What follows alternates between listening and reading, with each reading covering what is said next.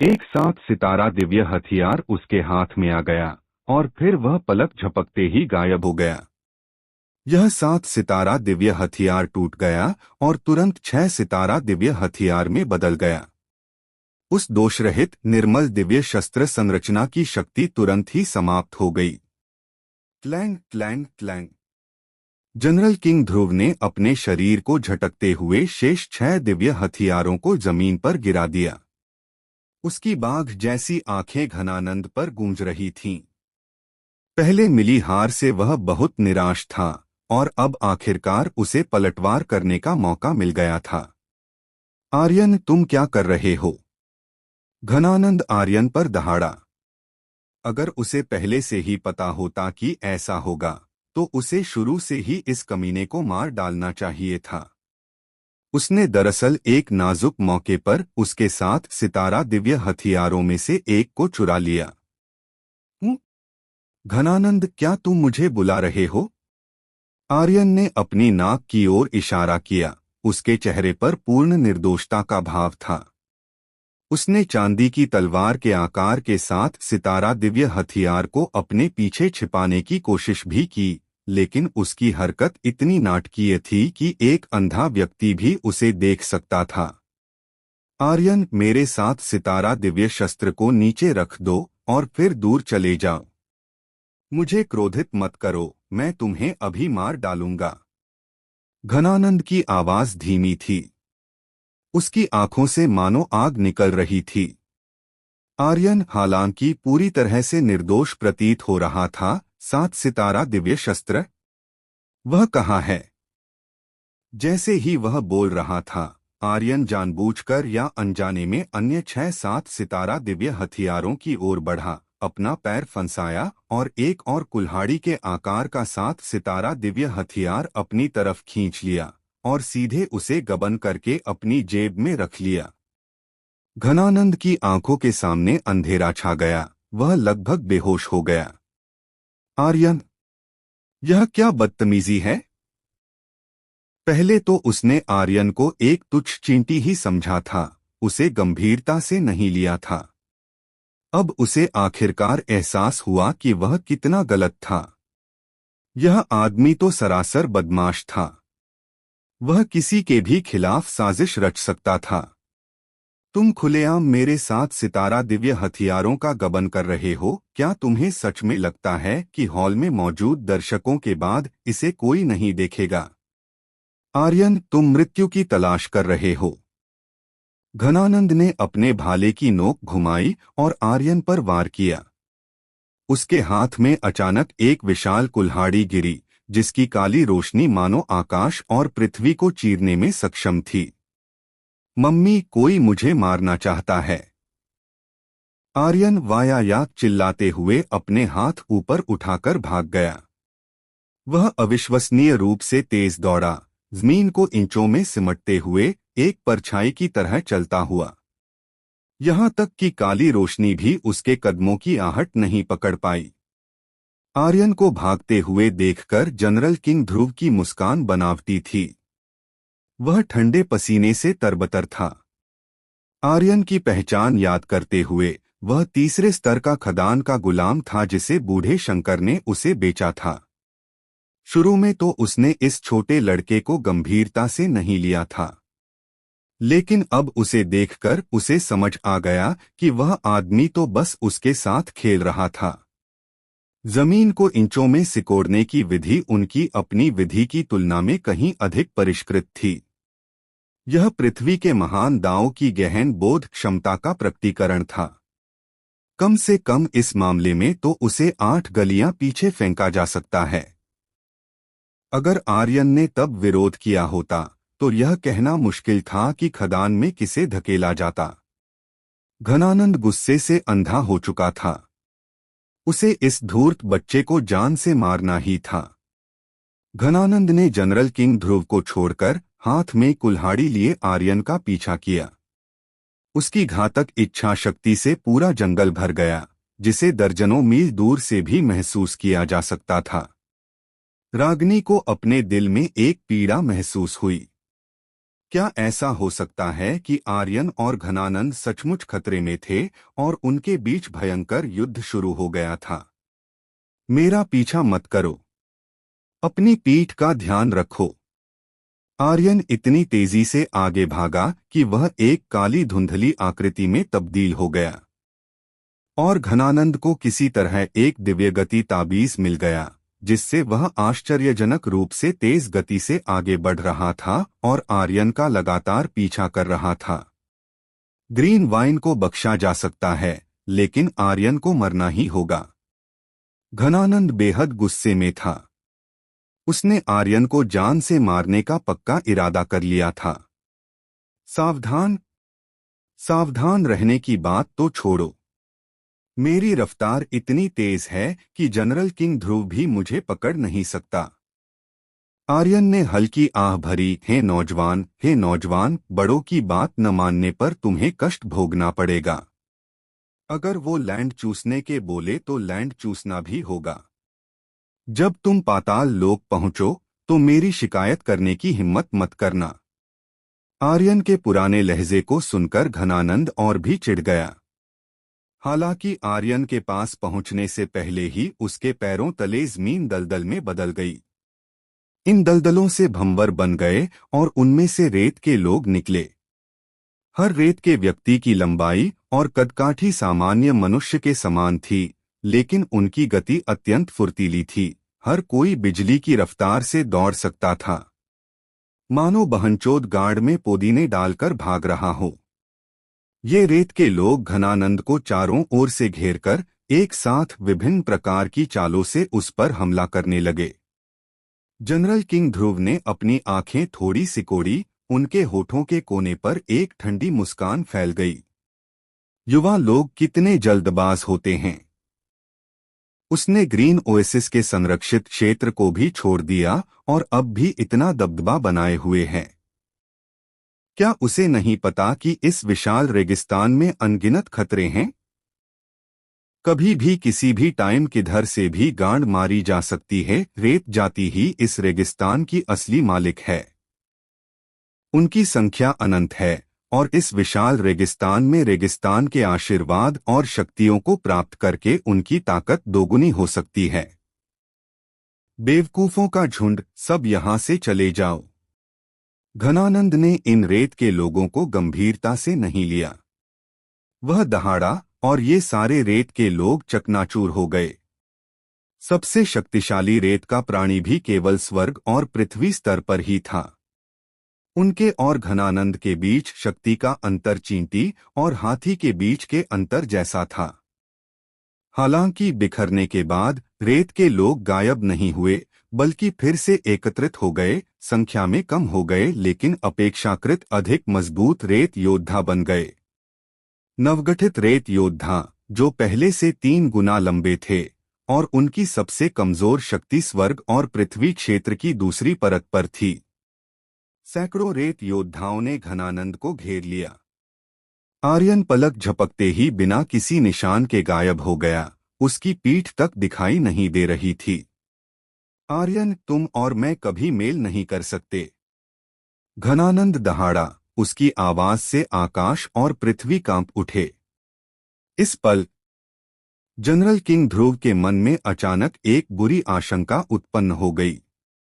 यह पूर्वाभास अचानक आया और बहुत ही अस्पष्ट था, लेकिन अगले ही पल उसे अपनी आशंका का स्रोत पता चल गया। दूर हरे भरे नखलिस्तान के केंद्र में एक विशाल घना काला धुएं का स्तंभ भयंकर रूप से जल रहा था। उसकी लपटें आकाश को रोशन कर रही थीं, मानो आकाश में बादलों को प्रज्वलित कर रही हों। यह कोई आग का बादल नहीं था। आग उनके ही आलीशान घर में लगाई गई थी। मेरा महल। जनरल किंग ध्रुव को अब घनानंद की दयनीय हालत की कोई परवाह नहीं थी। वह जल्दी से अपने महल की ओर चल पड़े। जब तक वह हवेली लौटा, तब तक बहुत देर हो चुकी थी। उनका महल आग की लपटों में घिर गया था और खजाना और बाकी सब कुछ पूरी तरह से गायब हो गया था।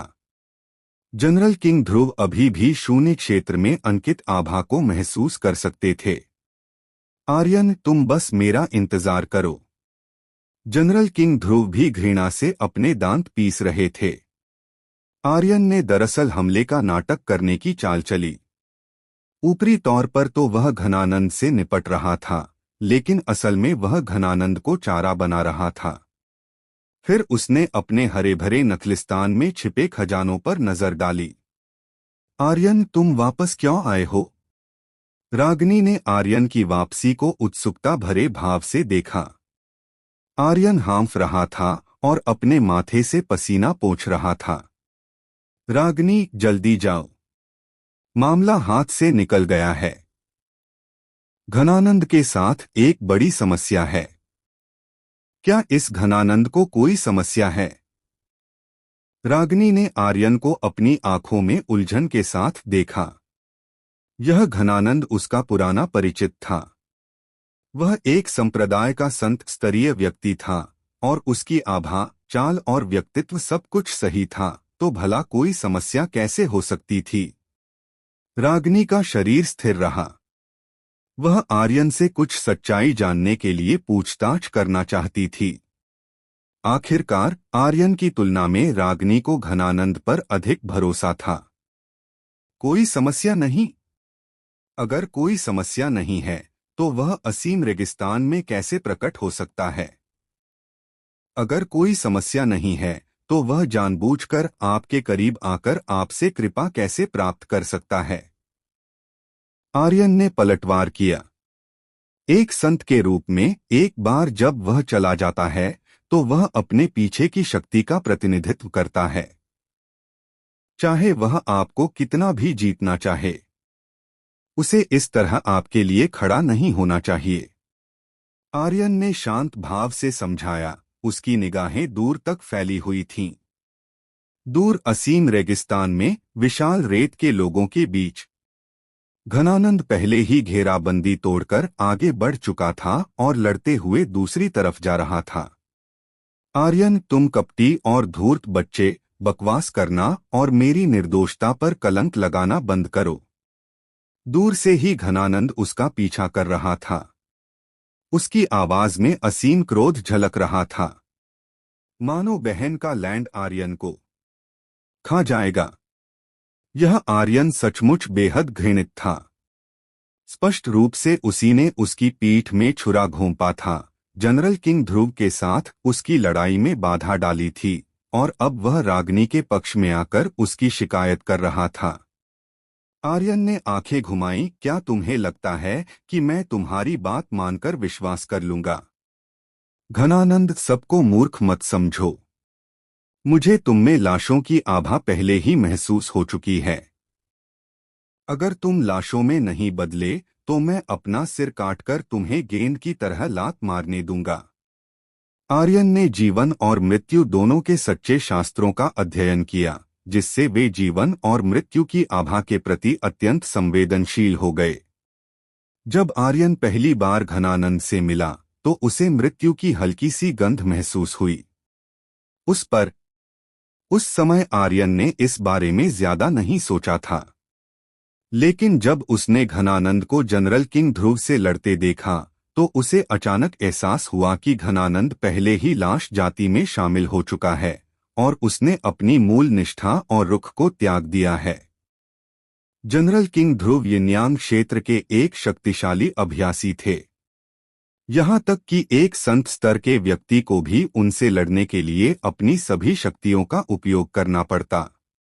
आर्यन ने घनानंद की सतर्कता कम करने के लिए जानबूझकर रागिनी को दूर खींच लिया था।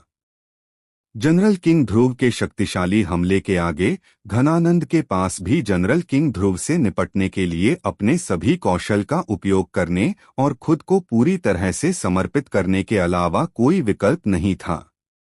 इस प्रक्रिया में उसने जानबूझकर या अनजाने में अपने शरीर के भीतर मौजूद घनी उमड़ती हुई शव ऊर्जा को उजागर कर दिया, जिसने आर्यन के संदेह की भी पुष्टि कर दी।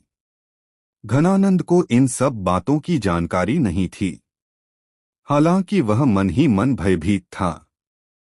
लेकिन उसे लगा कि आर्यन को शायद संयोगवश ही सच्चाई का पता चल गया होगा। वह किसी के दबाव से नहीं, बल्कि अपनी इच्छा से लाशों की नस्ल का सदस्य बना। लाश जाति भले ही एक अलग जीवन रूप में परिवर्तित हो गई हो, अपने शरीर में संग्रहित प्राचीन रक्तवंश शक्ति को लगातार अनलॉक कर सकती है। यह साधना का एक और मार्ग था। घनानंद ने एक बार अनुमान लगाया था कि यदि वह चौथे चरण तक विकसित हो जाता है तो उसके पास गहन श्रेणी के वंश के समान प्रतिभा होगी। हालांकि घनानंद एक संत हैं, लेकिन वे मुख्य रूप से अपने संप्रदाय के संसाधनों और अपनी स्वयं की बोध क्षमता पर निर्भर रहकर ही इस मुकाम तक पहुंचने में सक्षम हुए। उसकी वंश परंपरा औसत दर्जे की थी, जो हमेशा से ही उसकी साधना की कमजोरी रही थी। अब आखिरकार उसे अपनी कमियों को दूर करने का मौका मिल गया है, भले ही इसके लिए उसे कीमत चुकानी पड़े। उसे इस अवसर को दृढ़ता से भुनाना होगा।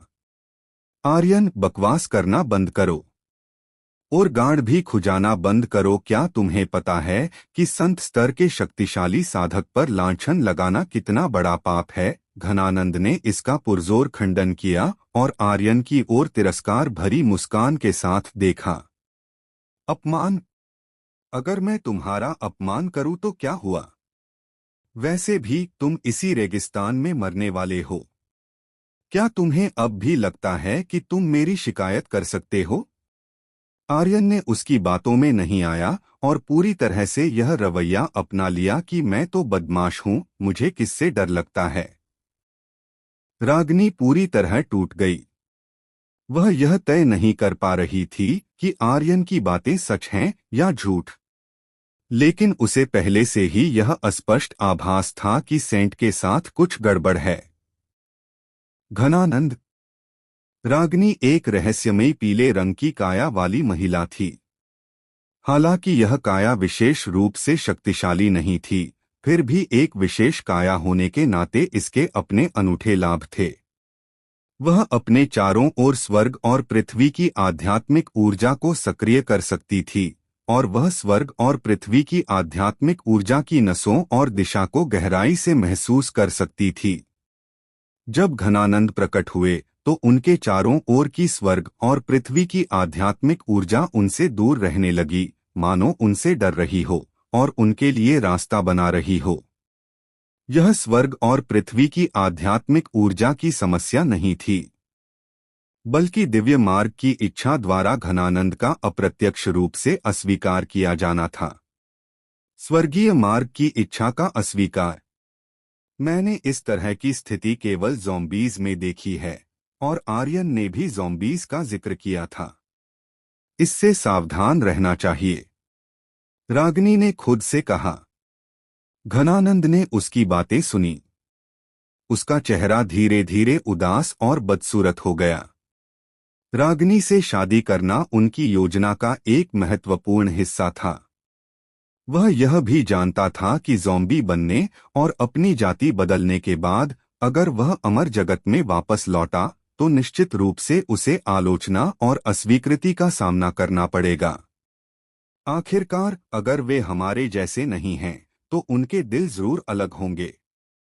इस सिद्धांत को सभी ने समझा।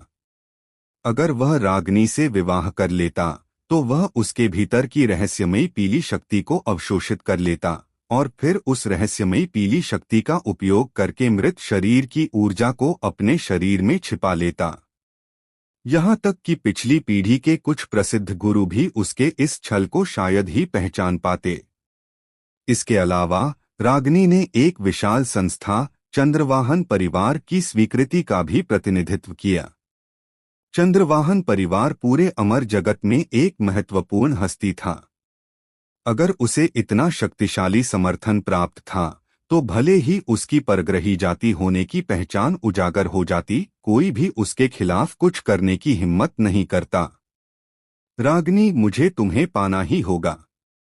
घनानंद की मुट्ठी थोड़ी सी भींच गई और उसकी आंखों से तीव्र प्रकाश फूट पड़ा, मानो जुदाई के लिए तड़प रहा हो। आर्यन, अभी आत्महत्या कर लो, मैं तुम्हें तुरंत मौत दे दूंगा। अगर मुझे कोई कदम उठाना पड़ा तो मुझे डर है कि तुम्हें इसका पछतावा होगा। नक्शा पूरी तरह से नष्ट हो गया। खंजर सामने आ गया।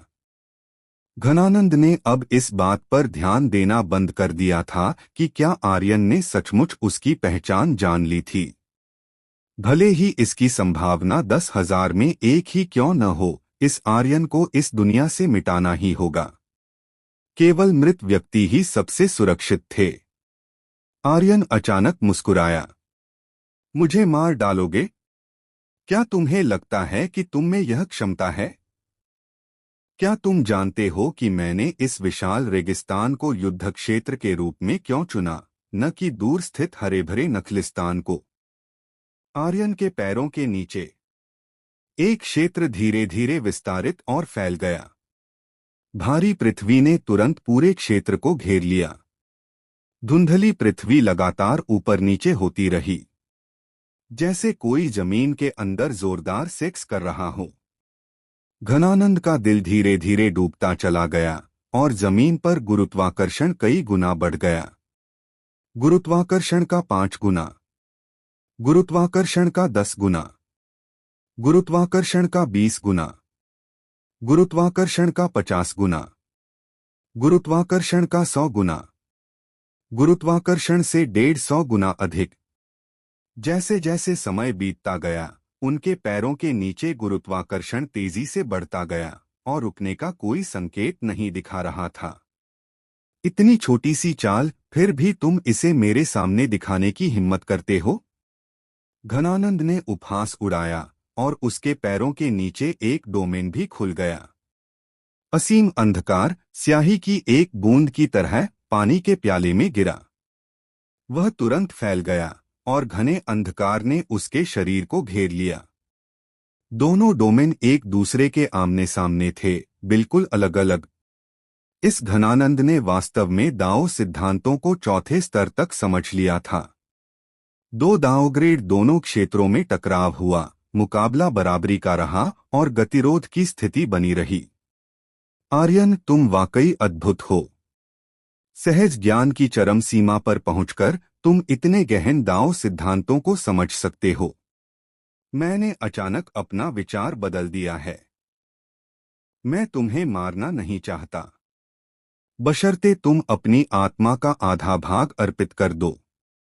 अगर तुम मेरे गुलाम बनकर मेरे सामने आत्मसमर्पण करोगे तो मैं तुम्हें फिर भी जीने दूंगा।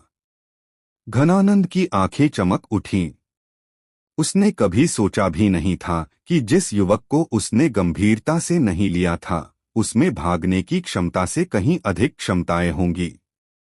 आर्यन ने अचानक घनानंद की ओर देखा और मुस्कुराया। तुम्हें अभी तक मेरी बात समझ नहीं आई।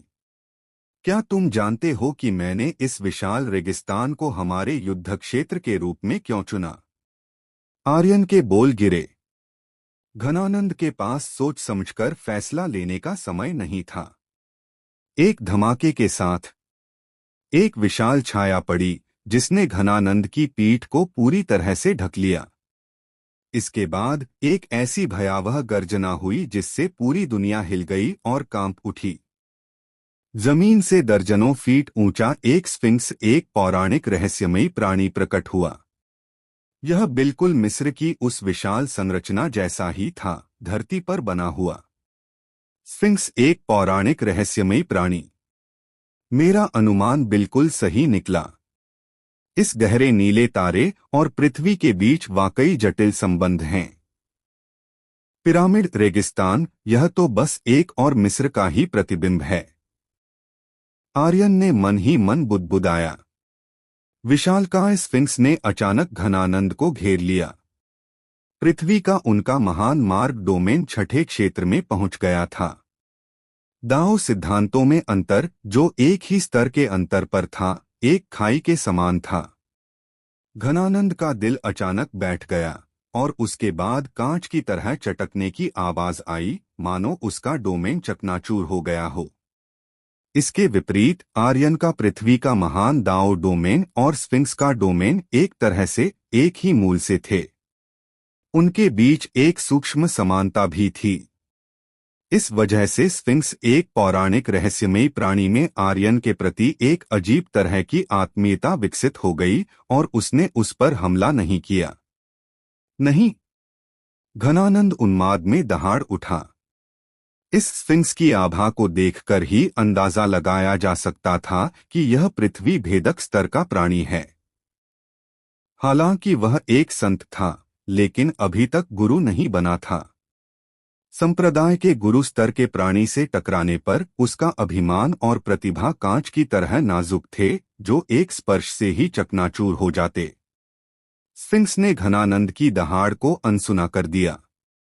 चक्की के पत्थरों के समान विशाल उसकी भूरी आंखें इस नन्हे कीड़े, इस नन्ही चींटी को घूर रही थीं, जिसने उसकी विशाल स्फिंक्स जैसी महिमा को चुनौती देने का साहस किया था। घनानंद विरोध करना चाहता था, लेकिन स्फिंक्स की धमकी के आगे उसके पास हाथ उठाने की भी ताकत नहीं थी। घनानंद की आंखों में निराशा छाई हुई थी। उसके पास ऐसे तुरुप के पत्ते थे जो संप्रदाय प्रमुख स्तर के शक्तिशाली लोगों का मुकाबला कर सकते थे, कम से कम उन्हें उनसे बच निकलने में मदद कर सकते थे। हालांकि अब उसे एहसास हो गया था कि उसका पिछला आत्मविश्वास कितना मूर्खतापूर्ण और हास्यास्पद था। एक सच्चे संप्रदाय प्रमुख स्तर के शक्तिशाली व्यक्ति के सामने उसके पास उंगली हिलाने की भी ताकत नहीं थी, तुरुप के पत्तों को निकालकर सक्रिय करने की तो बात ही छोड़िए। आर्यन, तुम ऐसा नहीं कर सकते। अगर मैं मर गया तो तुम्हारा भी अंत अच्छा नहीं होगा। घनानंद उन्माद में दहाड़ उठा, उसकी आंखें लाल हो गईं और उसका पहले वाला शांत स्वभाव गायब हो गया। मर नहीं सकते? क्यों? सिर्फ अपनी तथाकथित पहचान की वजह से? मैं आपको बता दूं, दूसरे आपसे डर सकते हैं, लेकिन मैं नहीं। तथाकथित संत मेरी नजर में कचरे के सिवा कुछ नहीं। जब से काला इम्तिहान शुरू हुआ है, किसी के न मरने का कोई कारण नहीं है। एक बार जब आप इस इम्तिहान में कदम रखेंगे, तो सभी जीवित प्राणियों के साथ कोई विशेष व्यवहार नहीं किया जाएगा। आर्यन की निगाहें ठंडी थीं और उसने घनानंद की धमकियों के प्रति कोई भय नहीं दिखाया। स्फिंक्स के विशाल अग्रपंजे ने उठकर आकाश को ढकने वाली छाया का निर्माण किया। जैसे ही अंधेरा छाने लगा, घनानंद का दिल अचानक कस गया और उसे मृत्यु का भय महसूस हुआ। अब वह उस अहंकारी और कठोर रवैये को नहीं अपनाता था। रुको, नहीं। आर्यन, अगर मैं मर गया तो तुम्हें पछतावा होगा, क्योंकि मैं इस असीम रेगिस्तान का रहस्य जानता हूं। यह एक वर्जित भूमि है। इसे एक शक्तिशाली सर्वोच्च सत्ता ने गहरे नीले तारे से जबरदस्ती अलग कर दिया था। घनानंद ने आर्यन से यथासंभव तेज गति से बात की। उन्हें उम्मीद थी कि शायद उन्हें जीवित रहने की थोड़ी सी भी उम्मीद मिल जाए। मुझे ये सब बातें पता हैं, आपको अपनी बात बर्बाद करने की जरूरत नहीं है। आर्यन के चेहरे पर कोई भाव नहीं था। घनानंद की बातों का उस पर कोई असर नहीं हुआ। अंधेरा छा गया और मृत्यु निकट आ गई। घनानंद ने अंततः असली रहस्य उजागर किया। मैं इस असीम रेगिस्तान का असली महत्व जानता हूँ। पूरा असीम रेगिस्तान एक विशाल संरचना है जो स्वर्ग की शक्ति को आकर्षित कर सकती है और अनंत ब्रह्मांडों को जोड़ सकती है। यह अतीत में स्वर्गीय गेट द्वारा अन्य ब्रह्मांडों पर विजय प्राप्त करने का एक पारगमन स्टेशन था। आर्यन, अगर मैं मर गया तो तुम स्वर्गीय गेट द्वारा छोड़ी गई गुप्त चाल को कभी नहीं जान पाओगे। आर्यन ने स्फिंक्स को नहीं रोका। वास्तव में अगर वह रोकना भी चाहता तो भी वह नहीं रोक पाता। स्फिंक्स ने उसे केवल एक आत्मीय व्यक्ति के रूप में देखा और उसके प्रति कोई शत्रुता नहीं रखी। शायद वह स्फिंक्स के साथ एक समान स्तर पर संवाद कर सकता था, लेकिन स्फिंक्स को अपने वश में करना, यह तो बिल्कुल असंभव था। अंततः स्फिंक्स का पंजा गिर गया। संत घनानंद की कुचलकर मृत्यु हो गई और वह मांस के ढेर में तब्दील हो गए। हड्डियां उभरी हुई थीं, लेकिन उनमें से खून नहीं बह रहा था। घनानंद के हृदय में केवल जीवन के मूल तत्व का गहरा लाल रंग का अंश ही शेष था। जीवन के इस गहरे लाल सार के केंद्र में घनानंद के जीवन का 80% सार समाहित था। यहाँ तक कि उसकी आत्मा भी इसके भीतर सिमटी हुई थी। उसका चेहरा ऊपर उठा हुआ था, विस्मयकारी भावों से भरा हुआ था। यह घनानंद सचमुच एक ज़ोंबी में बदल गया है। रागिनी कुछ हद तक आश्चर्यचकित और कुछ हद तक खेदजनक थी। वंशानुक्रम की शक्ति की खोज में एक प्रतिष्ठित संत दूसरे वंश का सदस्य बनने से भी नहीं हिचकिचाएगा। यह वास्तव में दुखद था। अगर इस स्फिंक्स ने उसे मारा भी न होता तो भी अमर लोक में लौटने पर उसे परदेसी ही समझा जाता। कोई उसे बचा नहीं सकता था। घनानंद को मारने के बाद स्फिंक्स मुड़ा और चला गया। उसे सड़ी हुई लाश खाने की कोई इच्छा नहीं थी। वास्तव में आर्यन ने उसकी भूरी आंखों में तिरस्कार का भाव भी देखा। स्फिंक्स को भले ही घृणा हो, लेकिन इसका मतलब यह नहीं कि आर्यन को भी घृणा होगी। उस जीवन सार के मूल तत्व की तो बात ही छोड़िए जिसमें घनानंद के जीवन का 80% सार समाहित था। शव पर मिली एक चांदी सफेद संग्रहण अंगूठी ने ही आर्यन को यह महसूस करा दिया कि एक संत की हत्या करना बहुत ही अच्छा सौदा था। चांदी की अंगूठी पर कोई सजावटी पैटर्न नहीं था। केवल इसी दृष्टिकोण से देखा जाए तो यह कोई असाधारण बात नहीं थी। लेकिन समस्या यह थी कि इस चीज में छिपी हुई खूबियां थीं। आर्यन ने उसे ऐसे सहलाया जैसे कोई बूढ़ा लंपट किसी युवती के कोमल हाथ को सहलाता है। उसकी आंखें चमकती हरी रोशनी से भरी हुई थीं। आर्यन को इस अवस्था में देखकर रागिनी ने सहज ही कुछ कदम पीछे हट गई। उसने दूरी बनाए रखी और उसके करीब जाने की अनिच्छा जताई। वह चेहरा वाकई डरावना था। एक यिन्यांग क्षेत्र भंडारण अंगूठी।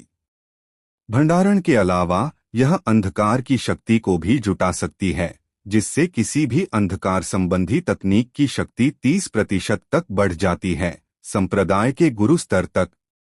खजाने का मूल्यांकन करना एक अनुभवी डाकू का पेशेवर गुण था। आर्यन ने एक बार इस विषय के लिए खूब रट्टा मारा था। अंधकार की शक्ति, कितनी अफसोस की बात है। मैं इस दिशा में साधना नहीं करता, इसलिए यह मेरे लिए कुछ हद तक बेकार है। आर्यन को थोड़ा अफसोस हुआ। फिर उसने घनानंद के पहले से ही सड़े हुए शव पर बेरहमी से 2 बार लात मारी। चल बे चूतिया, यह तारादाव सिद्धांतों की जादुई कलाकृति क्यों नहीं है? यह पंच तत्वों की जादुई कलाकृति क्यों नहीं है? आर्यन ने गुस्से से घूरते हुए कहा, मानो वह क्रूर दृष्टि से देख रही हो। रागिनी को अचानक यह एहसास हुआ कि जिन खलनायकों ने उसे पाने के लिए हर संभव प्रयास किया था, वे वास्तव में उसके सामने मौजूद आर्यन की तुलना में कितने प्यारे, दयालु और यहाँ तक कि विनम्र थे। उसने अंधकार के दांव सिद्धांतों का अभ्यास किया था, इसलिए स्वाभाविक रूप से उसकी जादुई कलाकृतियां भी अंधकार के दांव सिद्धांतों पर आधारित होंगी। यह तारा दांव सिद्धांतों पर आधारित क्यों नहीं है? क्या उसे यह पूछने की भी जरूरत है? उन्हें कैसे पता चलेगा कि उनकी मृत्यु के बाद उनकी पूर्व संपत्ति पर कब्जा कर लिया जाएगा? वैसे चलिए देखते हैं कि इस आदमी ने मरने से पहले कितनी संपत्ति जमा की थी। आर्यन की आंखें अचानक चमक उठीं। उन्होंने अपना सिर फिर से नीचे झुकाया और दिव्य विचार की एक हल्की सी किरण चांदी जैसी सफेद अंगूठी में समा गई। अंदर रखी वस्तुएं बेहद आकर्षक थीं। उनमें से प्रत्येक एक अनमोल खजाना था। स्पिरिट स्टोन और ऐसी ही चीजें संत की धर्म दृष्टि को आकर्षित नहीं कर सकीं। घनानंद, इस अंगूठी में जो भी वस्तु रखी जा सकती थी, वह कम से कम रोटेशन दायरे के स्तर की एक दुर्लभ वस्तु थी। संत एक मोटी भेड़। आर्यन की आंखें लगभग सीधी हो गईं। ऐसा नहीं था कि उसने दुनिया नहीं देखी थी। बात बस इतनी थी कि इतने सालों तक लूटपाट करने के बाद उसने कभी इतनी गोलमटोल भेड़ का वध नहीं किया था। उसे रोटेशन दायरे या यिनयांग दायरे की जादुई कलाकृति की परवाह नहीं थी। विभिन्न सामग्रियों और आध्यात्मिक औषधियों ने भी उनकी धार्मिक दृष्टि को आकर्षित करने में विफल रहे। लेकिन रिंग के बीचों बीच चुपचाप पड़े 9 ताबीजों को देखकर आर्यन का दिल जोर से धड़कने लगा। प्रत्येक ताबीज पर शिखर के पूर्ण शक्ति आक्रमण की छाप अंकित थी। संप्रदाय मास्टर स्तर का विशेषज्ञ। यहाँ तक कि अगर आर्यन के हाथ में उच्च स्तरीय जादुई कलाकृति भी आ जाए तो भी वह उनकी असली शक्ति को उजागर नहीं कर पाएगा। जीवन और मृत्यु के उस दर्पण की तरह यह स्पष्ट रूप से एक पवित्र कलाकृति थी जिसने स्वर्ग और पृथ्वी को झकझोर दिया था, लेकिन आर्यन ने इसका उपयोग करने का साहस बिल्कुल नहीं किया। वह दूसरों द्वारा खोजे जाने के डर से इसे केवल घर में ही सुरक्षित रख सका। किसी पवित्र वस्तु का एक ही प्रहार वास्तव में भयंकर होता था, लेकिन उससे होने वाली क्षति इतनी अधिक होती थी कि आम लोग उसे सहन नहीं कर सकते थे। उसने अनुमान लगाया कि अगर वह सचमुच इसका इस्तेमाल किसी पर प्रकाश डालने के लिए करता है तो दुश्मन के मारे जाने से पहले ही वह खुद जीवन और मृत्यु के दर्पण द्वारा ममी में परिवर्तित हो जाएगा। लेकिन ताबीज अलग थे। ताबीज में स्वयं शक्तिशाली ऊर्जा समाहित थी। हालांकि यह वस्तु एक बार इस्तेमाल होने वाली वस्तु थी। इसे सक्रिय करने के लिए केवल दिव्य विचार की एक हल्की सी मात्रा की आवश्यकता थी। 9 संप्रदाय मास्टर स्तर चोटी आर्यन की नजरों में ताबीज ही सबसे बड़े घातक हथियार थे। आर्यन ने उन्हें सावधानी पूर्वक छिपा दिया, फिर जमीन पर पड़े शव को देखा जो कीचड़ के पोखर जैसा लग रहा था, और जितना अधिक वह उसे देखता गया उतना ही वह उसे सुखद लगने लगा। खजाना पहुंचाने वाला लड़का, आप वाकई एक अच्छे इंसान हैं। आर्यन खुशी से झूम उठा और उसने दिल से उसकी प्रशंसा की। रागनी पूरी तरह से स्तब्ध रह गई। उसे बिल्कुल भी पता नहीं था कि क्या हुआ था। एक धमाके के साथ आकाश में चांदी जैसी रोशनी की एक लकीर दौड़ गई। अगले ही पल यह एक उल्कापिंड की तरह असीम रेगिस्तान की गहराई में जा गिरा। आकाश और पृथ्वी कांप उठे और सूर्य और चंद्रमा का प्रकाश गायब हो गया। हिंसक ऊर्जा आकाश और पृथ्वी पर फैल गई। पटुई पटुई। काफी देर बाद आसमान छूती धूल में से आर्यन की आकृति और रूपरेखा दिखाई दी। उसके मुंह में धूल भरी हुई थी और उसका पूरा शरीर टेराकोटा के योद्धा जैसा दिख रहा था। यह तो कोई अलौकिक आगंतुक है। रागिनी के चेहरे पर सूक्ष्म आश्चर्य का भाव दिखाई दिया। बाहरी ग्रह से आया आगंतुक? एलियन? आर्यन को आश्चर्य हुआ, क्या इस दुनिया में भी अलौकिक आगंतुक आते हैं? और इस परग्रही प्राणी के धरती पर उतरने का तरीका पृथ्वी पर प्रचलित लोक कथाओं से किस प्रकार मिलता जुलता था? इससे पहले कि रागिनी आगे कुछ समझा पाती, अंतरिक्ष यान से सैनिकों की टीमें साफ सुथरे एक समान कदमों से बाहर निकलीं। प्रत्येक सैनिक केवल सहज ज्ञान के शिखर पर था, फिर भी उनकी सांसें नियमित थीं, उनकी लय सुसंगत थी और अस्पष्ट रूप से वे एक दूसरे के साथ प्रतिध्वनि भी उत्पन्न कर सकते थे। नानी? आर्यन की आंखें धीरे धीरे चौड़ी हो गईं। इनमें से प्रत्येक सैनिक वास्तव में जन्मजात प्रतिभा का धनी था। उनकी आभा को देखकर ही अंदाजा लगाया जा सकता है कि उनकी वंश परंपरा बहुत प्रबल थी, अमर जगत के सामान्य स्वर्ग और पृथ्वी लोक के 7वें या 8वें स्तर के विशेषज्ञों से कम नहीं। यदि उन्हें जन्मजात प्रतिभाओं की रैंकिंग में स्थान दिया जाता तो उनका नाम निश्चित रूप से सूची में शामिल होता। कुल मिलाकर सैनिकों की 10 टीमें थीं और प्रत्येक टीम में 100 लोग थे। सैनिकों की प्रत्येक टीम में एक स्वर्ग और पृथ्वी क्षेत्र का विशेषज्ञ नेता के रूप में मौजूद था। इन स्वर्ग और पृथ्वी क्षेत्र के विशेषज्ञों की आभा को देखकर ही अंदाजा लगाया जा सकता था कि वे घूर्णन क्षेत्र के विशेषज्ञों को टक्कर दे सकते हैं। विशेषज्ञों का बड़े पैमाने पर उत्पादन। आर्यन ने धीरे से ये 4 शब्द कहे। उनकी आंखों में चिंता झलक रही थी। हमेशा ऊंचे पहाड़ और अधिक सक्षम लोग मौजूद होते हैं। अमर जगत इस समय एक बड़े पैमाने पर आक्रमण का सामना कर रहा था, जिसमें अंतरिक्ष की दरारें हर जगह विभिन्न दुनियाओं को जोड़ रही थीं। हालांकि अमर जगत के नियमों के कारण यिनयान क्षेत्र से ऊपर के विशेषज्ञों के लिए उन अंतरिक्ष दरारों से नीचे उतरना मुश्किल था, और संत स्तर के विशेषज्ञ तो पूरी तरह से बाहर ही रह जाते। इसी वजह से आज तक अमर जगत में अंदरूनी उथल पुथल बनी हुई है और वहां विश्व स्तरीय लड़ाइयों के बजाय केवल छोटे पैमाने के संघर्ष ही देखने को मिलते हैं। हालांकि यह बात सभी को स्पष्ट थी कि यह स्थिति ज्यादा देर तक नहीं टिकेगी। समय बीतने के साथ साथ अंतरिक्ष की दरारें लगातार स्थिर होती जा रही थीं।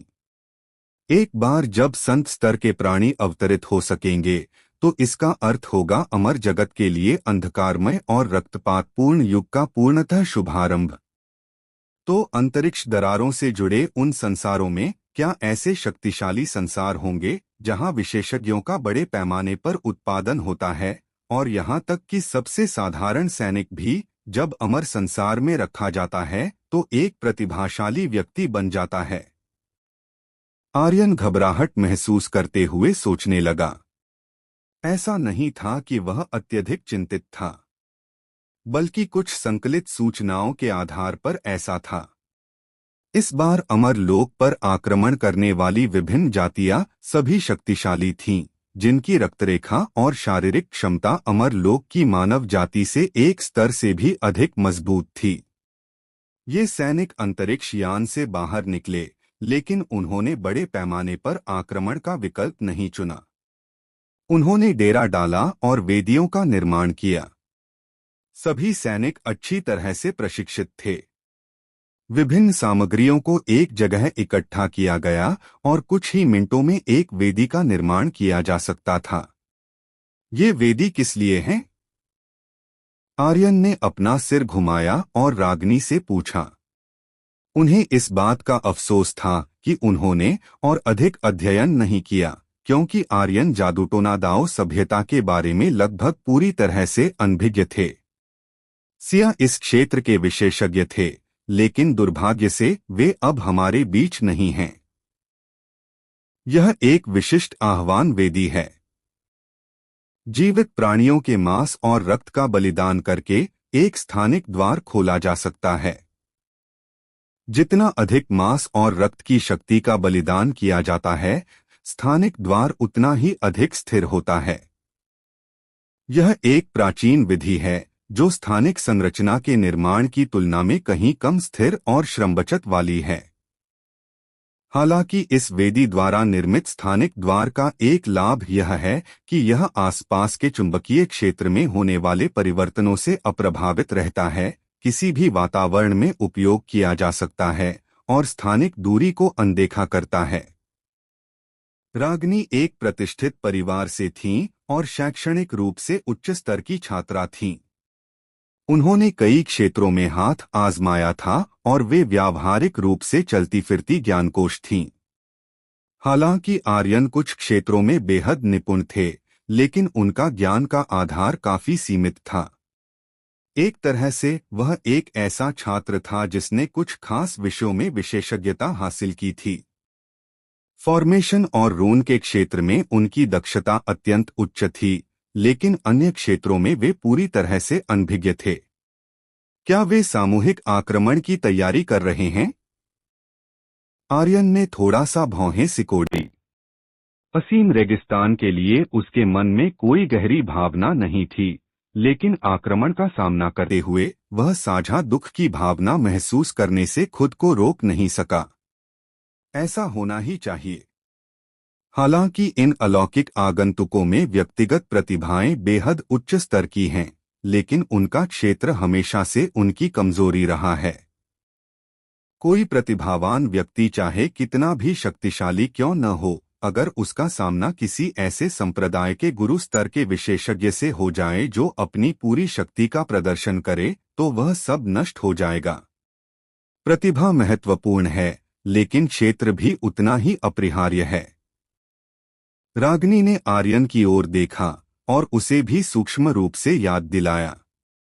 लगभग उतने ही समय के बाद जितना समय एक अगरबत्ती को जलने में लगता है।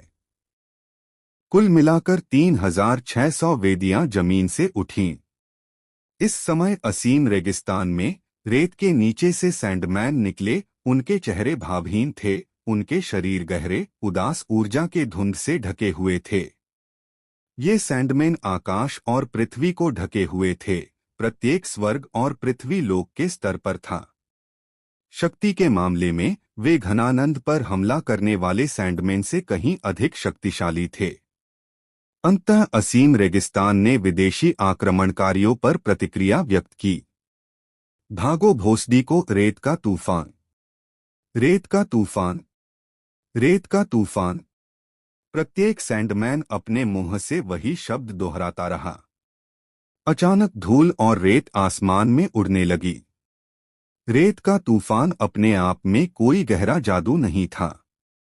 सबसे साधारण रेत का तूफान मात्र भ्रम पैदा करने का काम करता था। धूल और रेत के उड़ने से कोई हानिकारक प्रभाव नहीं पड़ता था।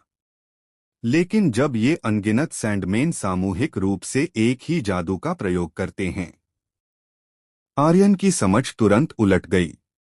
काले रंग की धूल और रेत पूरे आकाश और पृथ्वी पर फैल गई। अनंत पीली रेत उन अलौकिक आगंतुकों की ओर उमड़ पड़ी। पीली रेत ने उनकी दृष्टि को अवरुद्ध कर दिया। धूल के हर कण में कवच भेदने वाली गोली के बराबर शक्ति और गति थी। पीले रंग की रेत के अनगिनत कण तेजी से निकले और सबसे आगे खड़े सैनिकों के शरीर में तुरंत छेद हो गए। जनसमूह के विशाल जनसमूह के खिलाफ युद्ध में व्यक्तिगत शक्ति की भूमिका लगभग नगण्य थी। हालांकि यह तो बस शुरुआत थी। बाहरी अंतरिक्ष से आए सैनिकों ने तुरंत अपनी रणनीति बदल दी। उन्होंने आपस में तालमेल बिठाते हुए युद्ध संरचनाएं बनाईं। उनके सामने क्रिस्टल जैसी दीवारें खड़ी हो गईं, जो पीली रेत को रोक रही थीं। उग्र पीली रेत को रोक दिया गया था। दोनों पक्ष तुरंत ही थोड़े समय के लिए गतिरोध की स्थिति में फंस गए। उसी समय अंतरिक्ष यान में रोशनी जगमगा उठी। अंदर मौजूद यांत्रिक उपकरण खड़खड़ाहट और घरघराहट के साथ चालू हो गए। हल्की चांदी जैसी चमक से जगमगाती एक प्रकाशमय ढाल धीरे धीरे ऊपर उठी। इसने रेत के तूफान की शक्ति को पूरी तरह से रोक दिया। प्रौद्योगिकी की शक्ति। एक प्रकाश ढाल जिसकी रक्षात्मक क्षमताएं रोटेशन दायरे के बराबर हैं, चोटी बोलना। इस तरह के टकराव, इस तरह के युद्ध ने आर्यन की आंखें सचमुच खोल दीं। उसे अचानक एहसास हुआ कि अमर लोक में उसने जो युद्ध देखे थे, वे ऊर्जा के स्तर के मामले में शायद इस युद्ध से कम तीव्र न हो, लेकिन तकनीकी दृष्टि से कहीं अधिक निम्न स्तर के थे। अलौकिक सैनिकों ने अपने हाथ मुक्त कर लिए और उनकी युद्ध संरचना बदल गई। हवा में बिखरे हुए प्रकाश के बिंदु आपस में मिलकर एक विशालकाय आकृति का निर्माण करने लगे। विशालकाय आकृति धीरे धीरे ठोस रूप लेने लगी। उसके हाथ में एक विशाल हथौड़ा था और वह भारी कवच पहने हुए थी। उसके हर कदम के साथ पहाड़ों के हिलने और धरती के कांपने का आभास होता था। Silver battle formation, colossal god soldier. Aryan ने अपना मुंह खोला और काफी देर बाद उसने ये शब्द कहे। अमर जगत में सिल्वर बैटल फॉर्मेशन पहले से ही एक दुर्लभ विधि थी। न केवल इसकी विरासत भंग हो चुकी थी, बल्कि अगर विरासत बरकरार भी होती तो भी इसके बेहद कठोर सक्रियण की शर्तें अनगिनत लोगों को हतोत्साहित कर देतीं। उसे इस जगह पर सिल्वर बैटल फॉर्मेशन का सामना करने की उम्मीद नहीं थी, जिसे उसने अमर जगत में कभी नहीं देखा था। Silver battle formation, colossal god soldier. बुलाए गए कोलोसल गॉड सोल्जर के पास एक अमर शरीर था। जब तक बैटल फॉर्मेशन मौजूद रहेगा, गॉड सोल्जर हमेशा के लिए कायम रहेगा। विशालकाय देव सैनिक का पैर बिना किसी सूक्ष्म तकनीक के बेतहाशा और बेरहमी से जमीन पर पड़ा। एक विशाल पैर पूरे इलाके के सैंडमैन को कुचल सकता था। उन सैंडमैन ने उस पर कई तरह के जादू कर दिए। रेत के तूफान, रेत के ड्रैगन, रेत की तलवारें, सभी विशालकाय देव सैनिक पर हमला करने के लिए आगे बढ़े। लेकिन विशालकाय देव सैनिक का शरीर मांस और खून का नहीं, बल्कि शुद्ध ऊर्जा का बना था। इसमें कोई कमजोरी नहीं थी। अगर इस पर चोट भी लगती तो इसकी ऊर्जा में बस थोड़ी सी ही कमी आती। और जिस युद्ध संरचना ने इसे बुलाया था, वह हमेशा वहीं मौजूद रहेगी और खोई हुई ऊर्जा को सबसे तेज गति से पुनः पूर्ति करती रहेगी। क्या यह विश्व स्तरीय युद्ध है? मेरी आत्मा की गहराई में भी कंपन हो रहा है। रागनी एक ऐसी शख्सियत थीं जिन्होंने दुनिया को काफी हद तक देखा था, लेकिन ऐसे युद्ध में भी उसे अपनी तुच्छता का एहसास होता रहा। युद्ध में असली नायक तो युद्ध संरचनाएं ही थीं। व्यक्तिगत शक्ति, जब तक कि वह असाधारण स्तर तक न पहुंच जाए, अन्यथा युद्ध के विशाल सागर में डूब जाएगी। यह दृश्य अमर जगत के अंधकारमय युग की एक झलक जैसा था। अगर वह उस कठिन परीक्षा से लौट सकती, तो रागनी ने फैसला किया कि उसे अपने परिवार को याद दिलाना होगा कि वे अपनी खुद की कुलीन सेनाओं को प्रशिक्षित करें। आने वाला युग सेनाओं के प्रभुत्व वाला युग होगा। केवल शक्तिशाली सेनाएं ही प्रत्येक परिवार और प्रत्येक शक्ति के अस्तित्व और यहां तक कि वर्चस्व के लिए प्रतिस्पर्धा करने की गारंटी हैं। इस युद्ध को देखने के बाद आर्यन भी असंख्य भावनाओं से भर गया था।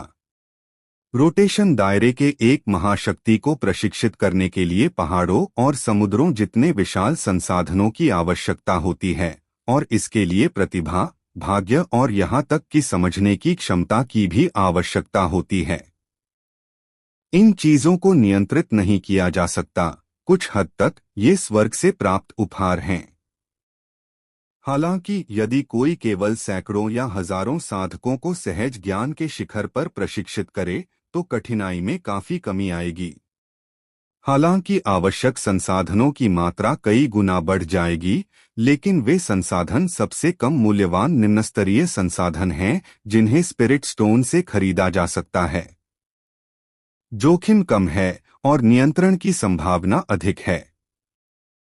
एक ही सेनापति द्वारा नियंत्रित सैकड़ों या हजारों जन्मजात साधक अंततः एक ऐसी युद्ध शक्ति के साथ उभरेंगे जो निश्चित रूप से उन दीर्घकालिक स्थापित प्रख्यात विशेषज्ञों से कम नहीं होगी। गुणवत्ता की जगह मात्रा को प्राथमिकता देना।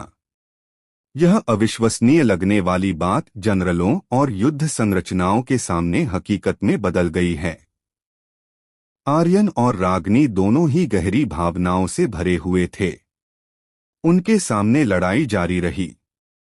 रेगिस्तान से लगातार सैंडमैन निकलते रहते थे, उनकी संख्या मानो अनंत थी। चाहे वह लगातार हमले ही क्यों न हो, उनका इरादा इन बाहरी दुनिया के निवासियों को थकाकर मार डालना था। उन्हें मृत्यु का कोई भय नहीं था, उनकी आंखों में केवल दृढ़ता की आग जल रही थी। यह एक क्रूर और निरंतर चलने वाला युद्ध होना ही था। इसमें किसी शक्तिशाली व्यक्ति की भागीदारी नहीं थी, फिर भी इसके कारण उत्पन्न विनाशकारी शक्ति निश्चित रूप से रोटेशन दायरे के शिखर पर कई विशेषज्ञों के बीच टकराव से उत्पन्न शक्ति से कम नहीं थी। ये सैंडमैन आखिर आते कहां से हैं?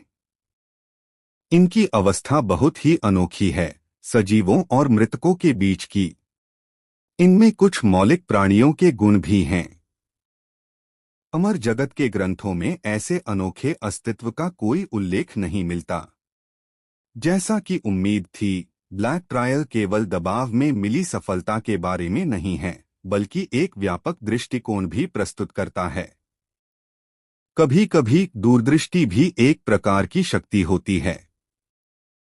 यह हमारी कल्पना को समृद्ध कर सकती है और भी अधिक शक्तिशाली साधन उत्पन्न कर सकती है। रागिनी प्रशंसा से आहें भरती रही। इस तरह की लड़ाई को देखकर उसे लगा कि उसे काफी फायदा हुआ है। अचानक आर्यन के मन में एक आवाज गूंजी, मैं असीम रेगिस्तान का स्वामी हूं। स्वर्गीय मार्ग के नियमों के कारण मैं भौतिक रूप में प्रकट नहीं हो सकता। हे युवक, मैं तुमसे एक सौदा करने को तैयार हूं। यदि तुम इन विदेशी आक्रमणकारियों का नाश कर दोगे तो मैं तुम्हें प्रारंभिक दिव्य शक्ति की एक बूंद प्रदान करूंगा। इस शक्ति का सेवन करने से तुम एक अगरबत्ती की अवधि के लिए एक प्रमुख लोक में उन्नत हो जाओगे। आवाज धीरे धीरे मंद पड़ गई। आर्यन का दिल थोड़ा कांप उठा। वह निश्चित रूप से कह सकता था कि इस आवाज का स्वामी कोई असाधारण व्यक्ति था, क्योंकि वह दबाव, जो लगभग स्वर्गीय दांव के समान था, वह ऐसी चीज थी जिसे उसने केवल एज़्यूविश मास्टर से ही महसूस किया था। तथाकथित मौलिक दैवीय शक्ति के बारे में, हालांकि उसने इसके बारे में पहले कभी नहीं सुना था। चूंकि इतने प्रभावशाली व्यक्ति ने यह बात कही है तो यह निश्चित रूप से झूठ नहीं होगा। ठीक है, सौदा पक्का, आर्यन ने फुसफुसाते हुए कहा, मानो उस दमदार आवाज का जवाब दे रहा हो। आर्यन की आंखें अचानक चमक उठीं और उसने अपना पैर उठाकर जमीन को सिकोड़ने की तकनीक का प्रदर्शन किया। पलक झपकते ही वह 1000 मीटर की दूरी तय कर चुका था। रागिनी अचानक चौंक गई और आर्यन की पीठ की ओर चिल्लाई, आर्यन, तुम क्या करने वाले हो? मैं इन बाहरी दुनिया के आक्रमणकारियों की ताकत का परीक्षण करने जा रहा हूं। आर्यन के शब्द उतरे। पलक झपकते ही वह उस प्रकाश ढाल के सामने पहुंच गया। अज्ञानी आदिवासी सचमुच अंडे से पत्थर पर प्रहार करने की तैयारी कर रहा है। ये बाहरी दुनिया के आक्रमणकारी शुरू में घबराए हुए थे, लेकिन जब उन्होंने स्पष्ट रूप से देखा कि आर्यन केवल सहज स्तर पर ही है तो उन्होंने तुरंत राहत की सांस ली। वह जन्मजात लोक का मूल निवासी था, उनमें से कोई भी हाथ उठाकर उसे मार सकता था। ये स्थानीय लोग, जिन्हें उन्होंने पहले कभी नहीं देखा था, वास्तव में सभी आवेगशील और लापरवाह थे। उन्हें स्थिति का अंदाजा भी नहीं था और वे दौड़कर मौत को गले लगाने की हिम्मत कर बैठे। मरना चाहते हो?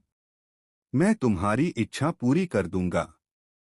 जन्मजात क्षेत्र के शिखर पर मौजूद बाहरी दुनिया के प्राणियों में से एक ने हाथ उठाया और बाल्टी भर मोटी हथेली की बिजली तेजी से बाहर निकली। बिजली की कड़क ने उसे भेद दिया। यह इतनी तेज गति से हुआ कि इसे नंगी आंखों से नहीं देखा जा सका। हालांकि आर्यन ने इससे बचने या इसे टालने की कोशिश नहीं की, बल्कि सीधे वज्रपात से टकरा गए। उसके शरीर पर मिट्टी की एक परत फैलती और बढ़ती गई, जिससे पल भर में उसका पूरा शरीर ढक गया। इस असीम रेगिस्तान में केवल पृथ्वी के महान दांव या रेत के लघु दांव का उपयोग करके ही सुरक्षा, आशीर्वाद और यहाँ तक कि शक्तिवर्धन प्राप्त किया जा सकता था। अन्य सभी विधि शक्तियां दब जातीं और अस्वीकार कर दी जातीं। बिजली कवच से टकराई, एक चिंगारी भी नहीं निकली। जन्मजात क्षेत्र के शिखर पर मौजूद उस परलोकवासी के चेहरे की मुस्कान पल भर में जम गई। यह कैसे संभव है? ये बाहरी ग्रह के प्राणी एक उन्नत सभ्यता से आए थे। उन्हें अपनी शक्ति पर पूर्ण विश्वास था। अनगिनत सुधारों और अनुकूलनों के बाद उनकी खेती का तरीका निश्चित रूप से सबसे अच्छा समाधान था। समान स्तर की लड़ाई में उन्होंने खुद को अजेय होने का दावा किया। कुछ विशेष वंश और प्रतिभाओं वाले विलक्षण प्रतिभावानों को छोड़कर उन्होंने कभी भी सहज स्तर के किसी से भय नहीं किया था। लेकिन अभी अभी उसने जो पाम लाइटनिंग की, वह देखने में तो सहज लग रहा था, लेकिन असल में उसने अपनी पूरी ताकत लगा दी थी। पूरी ताकत से किए गए प्रहार को भी किसी ने रोक दिया। इसके अलावा वह पत्थर का कवच पूरी तरह से अक्षुण्ण था, जिससे उसे अपनी ताकत के बारे में थोड़ा संदेह होने लगा। हजारों लहरों का वार। ज्वार की तरह हल्की तलवार। आर्यन ने अचानक एक युद्ध ब्लेड निकाला। तेज रोशनी की धार लगातार और बिना रुके नीचे की ओर गिरती रही। अनंत प्रकाश की किरणें एक के बाद एक गिरती रहीं। वह स्थिर प्रकाश ढाल अपनी भार सीमा तक पहुंच गई और वास्तव में मकड़ी के जाले जैसी आकृतियां विकसित कर लीं। ऐसा लग रहा था कि प्रकाश की ढाल का टूटना निकट ही होगा। उस अंतरिक्ष यान के अंदर प्रकाश ढाल की ऊर्जा उत्पादन क्षमता अचानक बढ़ गई। वे टूटे हुए पैटर्न धीरे धीरे ठीक हो गए। जिस परग्रही प्राणी ने अभी अभी पाम लाइटनिंग का प्रयोग किया था, उसके चेहरे पर तुरंत राहत की मुस्कान आ गई। पत्थर पर अंडा मारना, खुद को जरूरत से ज्यादा समझना। एक आदिवासी तो बस एक आदिवासी होता है। आपकी ताकत कितनी भी ज्यादा क्यों न हो, इससे क्या फर्क पड़ता है। हमारे पास तकनीक की शक्ति है। वह परग्रही प्राणी इस प्रकाश कवच को लेकर बहुत आश्वस्त था। लाइट शील्ड सिर्फ अपनी मजबूती के लिए ही नहीं जानी जाती थी। इसकी सबसे बड़ी खासियत यह थी कि जब तक अंतरिक्ष यान के अंदर की ऊर्जा खत्म नहीं हो जाती, तब तक लाइट शील्ड कभी नहीं टूटेगी। आर्यन ने अपने हाथ में पकड़ी हुई प्रकाश की तलवार वापस खींच ली। अभी अभी किए गए उस 1000 तरंग वार से वह 10 तरंगों के स्तर तक पहुंच चुका था। हालांकि उसने प्रकाश की ढाल को पूरी तरह से नष्ट नहीं किया था, लेकिन इससे आर्यन को उसकी मोटाई का अंदाजा लग गया था। कितना बढ़िया सुरक्षा कवच है। आर्यन के होठों के कोने पर एक चंचल मुस्कान उभर आई। अगले ही पल आर्यन ने टेलीपोर्ट किया। वह व्यक्ति घटनास्थल से गायब हो गया। अरे, वो मूल निवासी कहाँ है? परलोकवासी की बूढ़ी आंखें धुंधली हो गईं और वह आर्यन की एक परछाई भी नहीं पकड़ सका। यहीं आर्यन उस परलोकवासी के पीछे प्रकट हुआ और उसने हल्के से उसके कंधे पर थपथपाया। प्रकाश की ढाल और इस तरह की चीजें वास्तव में मजबूत थीं, लेकिन वे स्थानिक टेलीपोर्टेशन की शक्ति का सामना नहीं कर सकीं। उस परग्रही प्राणी का दिल पल भर में गले तक आ गया। दुश्मन का हमला। आकाश में एक तीखी आवाज गूंजी और अंतरिक्ष यान के आसपास का पूरा इलाका तनावपूर्ण हो गया। सब तैयार खड़े थे। कोई बात नहीं, कोई बात नहीं, सब लोग उत्साहित मत होइए। आर्यन ने हाथ हिलाया, मानो वह किसी निरीक्षण का संचालन कर रहे नेता का भाव दिखा रहा हो। उत्साहित नहीं हो। भला कौन उत्साहित होता है? हमें तो डर है कि तुम, ये आदमी, कोई बड़ी मुसीबत खड़ी कर दोगे। वे सभी बाहरी दुनिया के निवासी भावनात्मक रूप से उत्तेजित थे। पलक झपकते ही एक के बाद एक युद्ध संरचनाएं बन गईं। प्रत्येक समूह में 5 लोग थे, जो काफी बिखरे हुए थे। प्रत्येक समूह का आकार बर्फ के टुकड़े जैसा था। आर्यन की ओर हर तरह की तकनीकें आजमाई गईं। तकनीकों और मार्शल आर्ट का दोहरा अभ्यास। इन सभी लोगों ने तकनीक और मार्शल आर्ट दोनों का अभ्यास करने का मार्ग अपनाया। मानसिक प्रतिध्वनि। उन्होंने तकनीकी युद्ध संरचनाओं की उन्नत तकनीकों का सहजता से उपयोग किया। उल्कापिंड, बिजली, आग के गोले, चाहे कुछ भी हो, उन्होंने सब कुछ नीचे फेंक दिया। Bang bang bang. आर्यन जिस स्थान पर थे, वह तुरंत एक बड़ा गड्ढा बन गया। हालांकि इन भव्य तरीकों से आर्यन के शरीर के एक झाट बाल तक को भी नुकसान नहीं पहुंचा। टेलीपोर्ट। फिर से टेलीपोर्ट करें। आर्यन का व्यक्तित्व अप्रत्याशित हो गया। अंतरिक्ष स्वर्गीय दाओ सबसे रहस्यमय दाओ सिद्धांतों में से एक है। सिर्फ एक बार टेलीपोर्ट करने से अनगिनत लोगों को सिरदर्द हो सकता है। स्वर्गीय संकट। उतर आओ। आर्यन एक निश्चित स्थान पर थोड़ी देर के लिए रुका। उसकी उंगली आकाश की ओर इशारा कर रही थी। उसका चेहरा गंभीर था। जैसे ही उसने बोलना शुरू किया, आकाश में विशाल काले बादल हवा और बादलों को मथ रहे थे। विभिन्न विपत्तियों के बादल गरज और बिजली के साथ उमड़ पड़े। मूसलाधार बारिश की तरह यह नीचे गिर पड़ा। आकाश से बिजली और गरज ऐसे बरस रही थी मानो उनकी कोई कीमत ही न हो।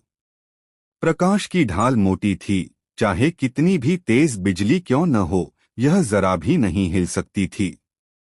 आर्यन ने ऊपर देखा और प्रकाश कवच के बाहर चल रही अंतहीन बिजली की आपदा को निहारने लगा।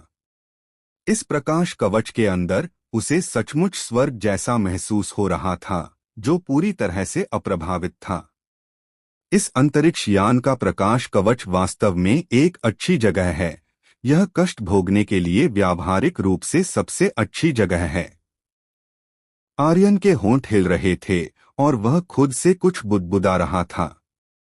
और उन परलोकवासियों ने भी आर्यन के चेहरे के भावों को देखा और एक एक करके उनके दिल भी धड़कने लगे। स्वर्गीय विपत्ति, क्या यह नहीं कहा जाता कि केवल सबसे विलक्षण प्रतिभा वाले लोग ही किसी सफलता के दौरान स्वर्ग और पृथ्वी की ईर्ष्या का सामना करते हैं और एक स्वर्गीय विपत्ति का सामना करते हैं? साधारण प्रतिभाओं को यिन्यांग क्षेत्र से ही कष्ट भोगना शुरू करना पड़ता है। घूर्णन क्षेत्र में कष्ट भोगने वालों को पहले से ही विलक्षण प्रतिभा वाला कहा जा सकता है। स्वर्ग और पृथ्वी लोक में कष्ट भोगने वाले सभी लोग भाग्य की संतान हैं, स्वर्ग द्वारा निर्धारित हैं।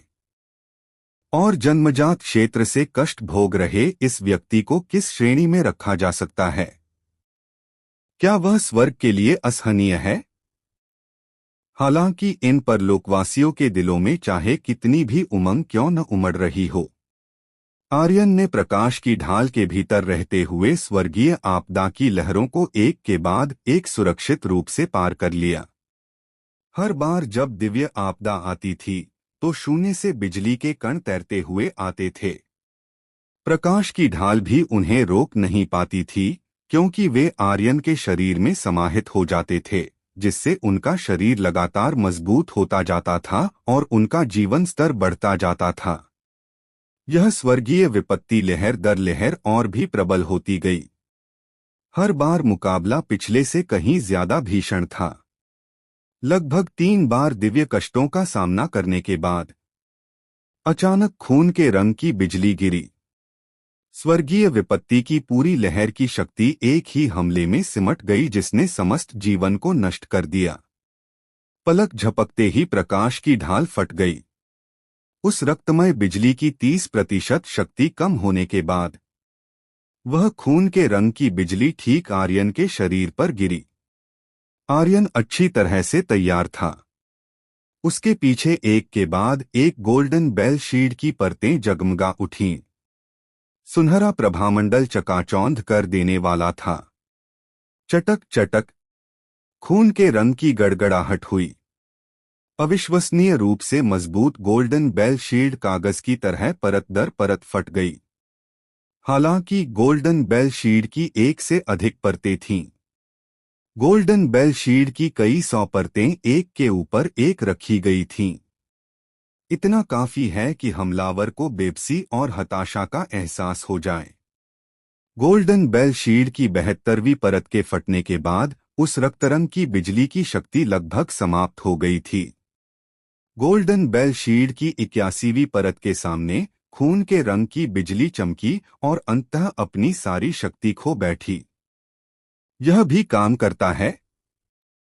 आर्यन के दृश्य को देखते हुए इन परलोकवासियों ने अपनी सांसें थाम लीं और उनकी आंखें चौड़ी हो गईं। कष्टों से गुजर रहा है। उन्होंने अस्थायी रूप से अपनी शत्रुतापूर्ण स्थिति को भी भुला दिया था और आर्यन पर अपने हमले रोक दिए थे। ओह, यह निलंबन नहीं था, यह तो एक निराशाजनक परित्याग था। उनके हमले कितने भी शक्तिशाली क्यों न हो, क्या वे आर्यन को भेद पाएंगे? उनके हमलों की शक्ति चाहे कितनी भी अधिक क्यों न हो, क्या वे खून के रंग की इस एक बिजली की चमक का मुकाबला कर सकते हैं? उन्होंने खुद से पूछा। उनके दिलों में अचानक बेबसी का भाव उत्पन्न हो गया।